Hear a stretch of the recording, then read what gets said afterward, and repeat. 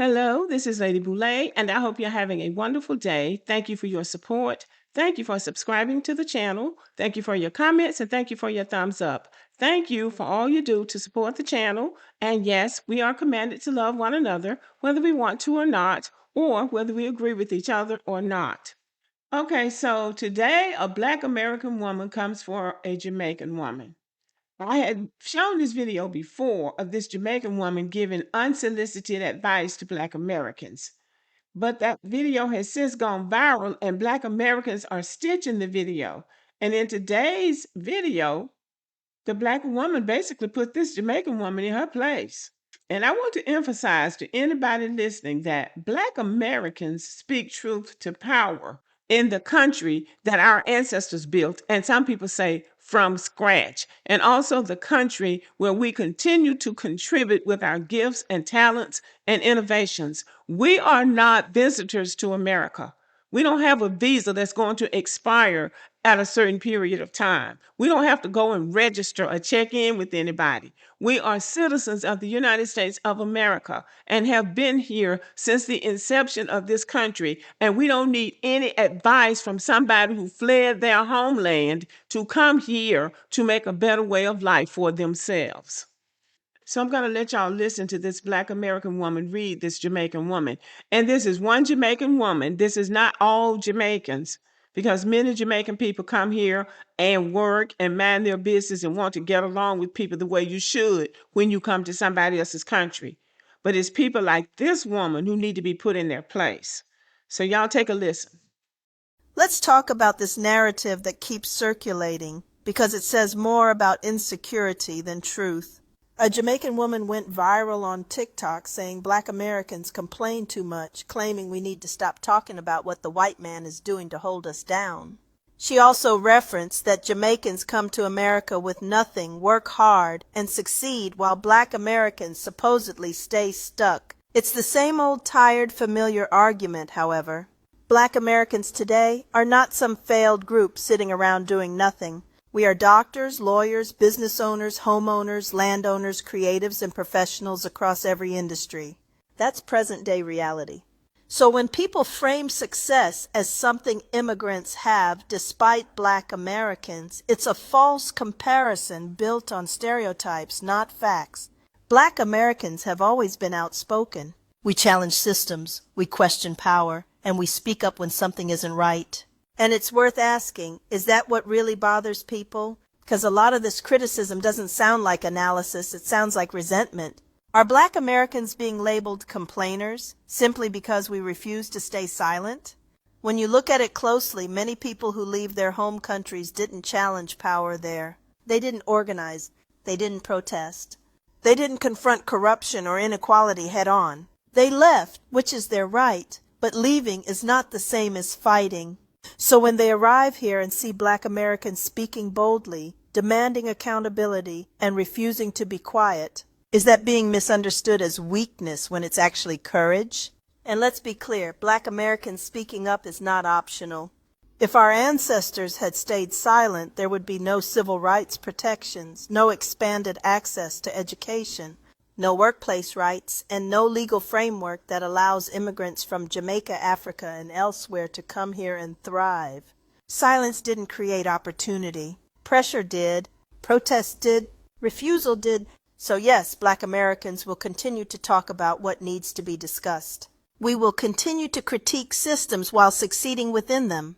That doesn't mean we're stuck in the past. It means we understand how progress actually happens. Change has never come from quiet compliance.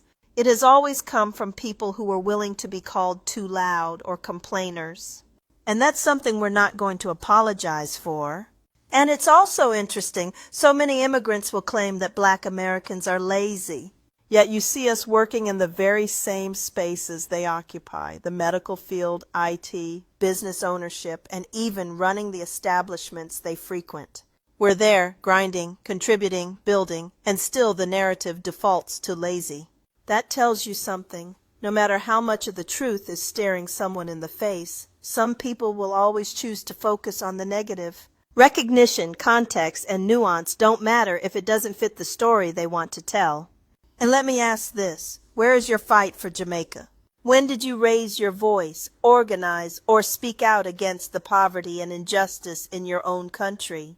When did you challenge the system, demand change, or use your platform to push back against corruption? Why is it easier to point fingers at Black Americans than to speak out against the corruption and injustice in your own homeland? The only thing that we can do about people like this woman who get on the internet and tell lies and try to make herself look big is to hit them with facts.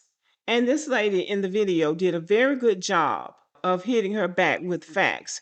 The reality is, we are Americans. It is our job to speak truth to power. It is our job to speak to white Americans who not only run the United States of America, but they are doing a pretty good job of running the world.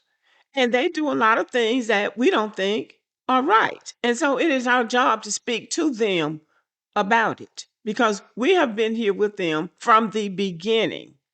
And we'll be here. We'll go down with the ship. Many of us will go down with the ship if it goes down. So we have to speak to them as fellow citizens of the United States of America. She doesn't have any business speaking to Black Americans or white Americans about anything. Because the reality is, if you know so much, and I keep saying this to the people who have so much to say, if you know so much and you're so smart and you work so hard, go back to Jamaica and make a success of yourself. Do that. And if you can't do it in Jamaica because Jamaica doesn't have the infrastructure, then you need to ask yourself, how did the infrastructure in the United States get in place where you could come here and thrive and you can't thrive in your own homeland and you don't even have the decency to keep your mouth shut? And this woman mistakenly calls Black Americans speaking up complaining. Speaking up is not complaining. It's called civic engagement. That's called democracy. That's called being an American. What's wild is that the very rights that she is enjoying in this country, the ability to migrate here, work here, build a life here, she's talking about having a car and somebody having a jet. Those rights exist because Black Americans refused to shut up. So the same voice she's criticizing is the voice that opened the door for her to be here. So let's be clear. I want to say this again. This isn't about Jamaicans. This isn't about immigrants. This is about one woman who got on the internet to try to denigrate another group of people when she really should have been either listening or learning. Black Americans don't need permission to talk about our lived experience. We don't need approval to challenge injustice. And we definitely don't need commentary from someone who hasn't done the homework. Speaking truth to power is literally the Black American tradition. From Frederick Douglass to Ida B. Wells to Dr. King to Fannie Lou Hamer, our voice is the engine of American progress. So if you're uncomfortable with that voice, that's a you problem. That's not our problem. I wish for once when someone like this woman would address Black Americans, they would do it in a positive manner. They would tell how they have been helped by coming to America and how much benefit they are to America. That's what I wish. I wish they would stop coming with the same old tired story about how hard they work. Because guess what? It took hard work to build America. It took hard work to build the place where she ran to make a better way of life for herself. At the end of the day, we're going to keep speaking up. We're going to keep telling the truth. And we're going to keep pushing this country forward because that's what we do. And ma'am, Next time you want to critique Black Americans, at least make sure you understand the syllabus. Okay, y'all, let me know what you think about this video. Thank you for listening and have a great day.